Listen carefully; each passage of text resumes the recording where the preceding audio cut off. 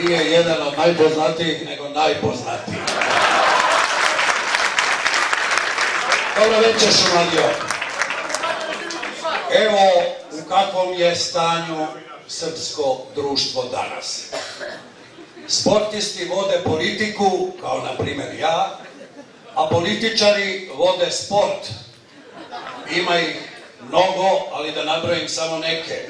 Vode i vodili su ga. Recimo, Velja Ilić atletiku, Mlađa Dinkić skijanje, pa sve do Dragana Đilasa košarkaša i Vuka Jeremića tenisera. Reklo bi se da se u našem društvu danas ne zna ni ko pije, ni ko plaća. Naprotiv, dobro se zna. Zna se tačno ko pije i ko plaća. Ko pije i koliko pije. Piju i napijaju se oni od vlasti, od srebroljublja svih vrsta, od koristoljublja svih vrsta, od samoljublja, od domoljublja i od ustavoljublja.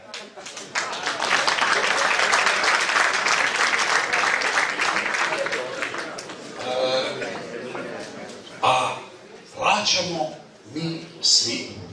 Mi koji smo glasali da oni dođu na vlast, verujući da glasamo za Evropsku Srbiju, kako se zove naša vladajuća koalicija. Znate, veliki hrvatski pisac Miroslav Krleža, koji nije samo hrvatski pisac, jer mu je žena Srpkinja. Miroslav Krleža koji je napisao ono čuveno "Sačuvaj me Bože, 1000 ljetne hrvatske kulture i 1000-godišnjeg srpskog junaštva", taj Miroslav Krleža je pre skoro jednog veka, tačnije posle Prvog svjetskog rata, napisao pesmu "Pijeta", u prevodu saosećaj, samilost. U toj pesmi Miroslav Krleža između ostalog kaže: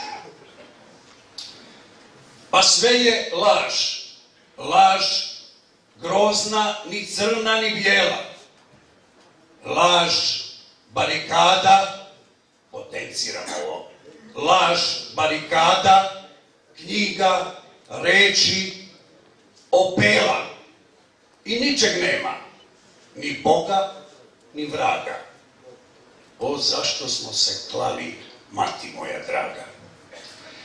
Miroslav Krleža je, dakle, to napisao pre skoro jednog veka. I danas živimo u laži. Koalicija za Evropsku Srbiju, koju smo mi svojim glasovima doveli na vlast, već u prvoj godini svoje vladavine uhvaćena je u laži. Umesto, kao što su govorili, da nas povedu u Evropsku uniju, oni su počeli da nam naturaju nekakva 4 strateška stuba spoljne politike. Rusiju, Kinu, Ameriku i virtuelni nesvrstani pokret. A Evropa u koju su se zaklinjali, ona je postala kolaterala i ako želimo da uđemo u Evropu, to sada govore, onda Evropa mora da prihvati naša pravila igre ili, kako oni vole da kažu, srpski identitet. Bilo je još u međuvremenu mnogo laži koalicije za Evropsku Srbiju. Od potere, lažnih potera za generalom haškim optuženikom, preko lažnih koridora 10 lažnih akcija besplatnih za građane, do lažnih opela naših crkvenih velikodostojnika koji umjesto da se mole za svoj nebeski narod, mole se Bogu da Srbija ne uđe u Evropu i da se vrati na Kosovo.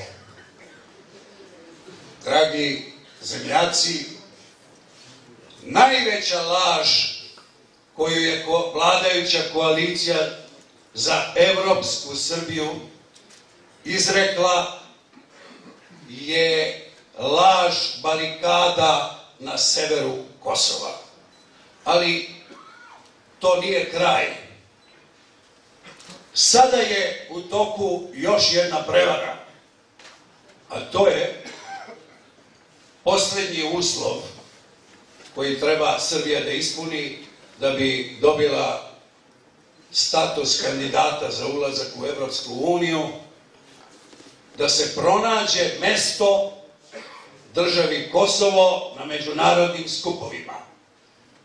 I oni kažu, neće na međunarodnim skupovima biti država Kosovo, nego broj 1244. Dragi zemljaci, preokret je sveopšti pokret koji je nastao ne u borbi za vlast, nego u borbi za istinu, a protiv svih laži koje sam pomenuo. Preokret su pokrenuli ljudi kojima nije najvažniji cilj u životu vlast, već Srbija u kojoj će vladati evropski zakoni i evropska pravila igre. Pred vama su Čedomir Jovanović, predsjednik Liberalno-demokratske partije, i Vuk Drašković, predsjednik Srpskog pokreta obnove.